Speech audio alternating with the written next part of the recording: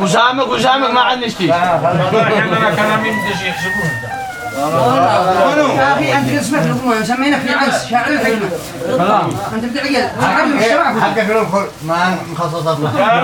قال بيت الكلام فرق ما بين السماء والسماء. السماء. بيت الكلام فرق ما بين السماء والسماء. وبين طرح الكلام ما بين سامة وسامة. سامة. في شخص يطرح كلامه في الهدف لا رمى. الله. وشخص في خارج الموضوع يرمي كلامه. وشخص لا قال كلمة خير يحقن دماغه. وشخص يسفك دماغ غيره وهم بالسلام. وشخص لا قال كلمة خير يحقن دماغه. شخص يسفك دماغ غيره وهم بالسلامة.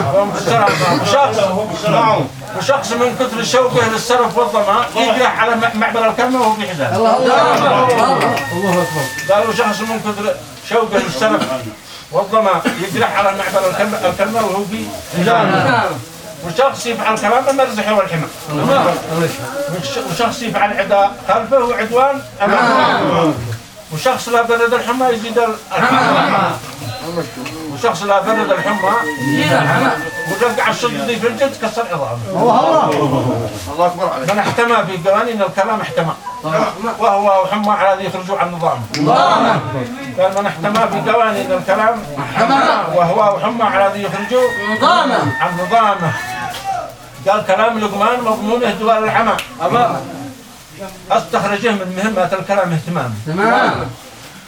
لمن يقدر جهوده والهجي والقما في كل ليلة جمع كلمة وفرق منامه.